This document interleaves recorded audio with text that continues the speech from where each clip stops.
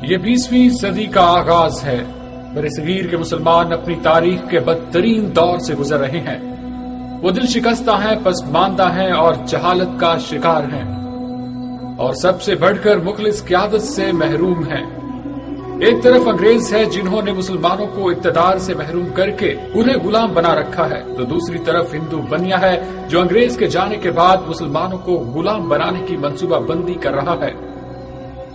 ایسے میں اللہ رب العزت کو مسلمانوں پر رحم آتا ہے، اور وہ ایک بااصول، نڈر اور مخلص شخص کو مسلمانوں کی رہنمائی کے لیے بھیجتا ہے۔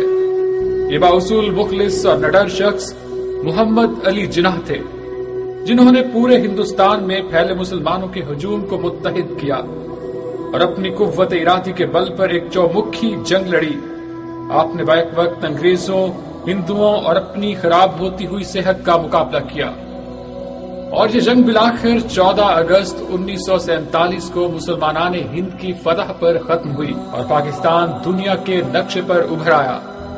وہ سازشی ٹولہ جس کے مفادات کو قیام پاکستان سے نقصان پہنچا، متحرک ہو گیا۔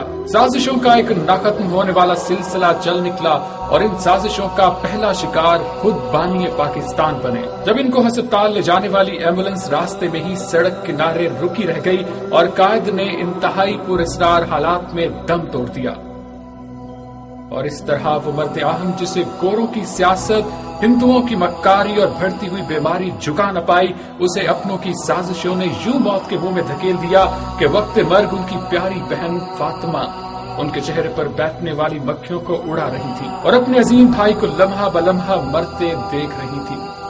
سازشوں کا یہ سلسلہ یہی نہیں رکا۔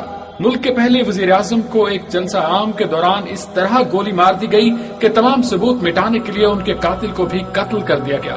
حکومتیں دھڑا دھڑ گرنے لگیں، ایک کے بعد دوسرا اور پھر تیسرا حکمران آیا، اور پھر جمہوریت کی بساط ہی لپیٹ دی گئی جب ایک فوجی جنرل ایوب خان نے ملک میں مارشل لاء نافذ کر کے اقتدار پر قبضہ کر لیا۔ وہ دن اور آج کا دن اس طبقہ اشرافیہ نے اس اجالے کو روک رکھا ہے جس کا خواب محمد علی جناح نے دیکھا تھا۔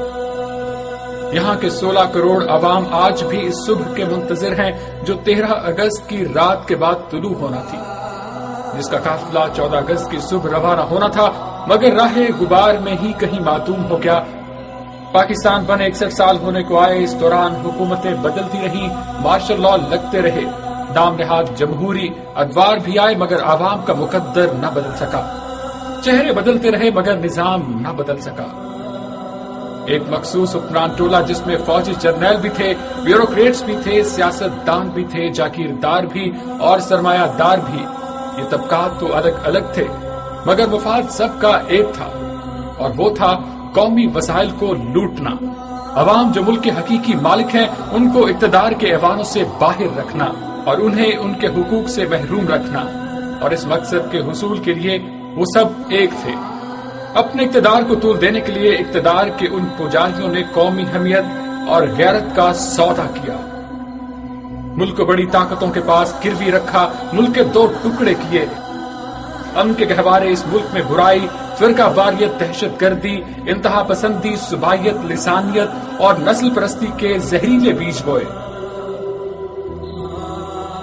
بھائی کو بھائی سے لڑایا، لوگوں کو تقسیم کر دیا، مہنگائی، بے روزگاری اور غربت کے افریت کو پال پوس کر اتنا جمع کر دیا کہ آج ایک طرف کروڑوں پاکستانی ایسے ہیں جو خط افلاس سے نیچے پڑے کر رہ رہے ہیں۔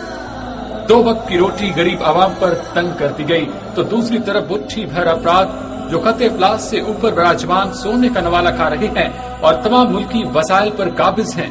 1947 سے پہلے ہماری آبروؤں کو اغیار سے خطرہ تھا، جبکہ آج اپنے ہی اپنے بھائیوں کی عزتوں کے در پہ ہیں۔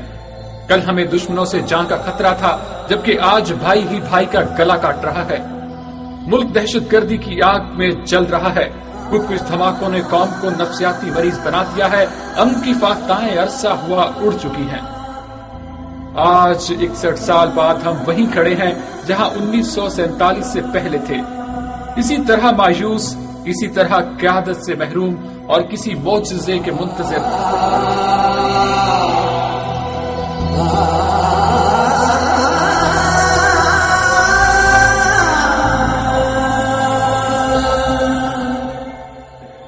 مگر شاید قدرت کو ایک بار پھر ہم پر رحم آ گیا. خدا نے ہماری حالت پر رحم کھاتے ہوئے پھر ایک نجات دہندہ بھیج دیا. یہ نجات دہندہ محمد علی جناح کی طرح نڈر اور مخلص ہے. یہ نجات دہندہ عمران خان ہے. 3 محبت کرنے والی بہنوں کے اکلوتے اور لاڈلے بھائی عمران خان کو خدا نے جی بھر کر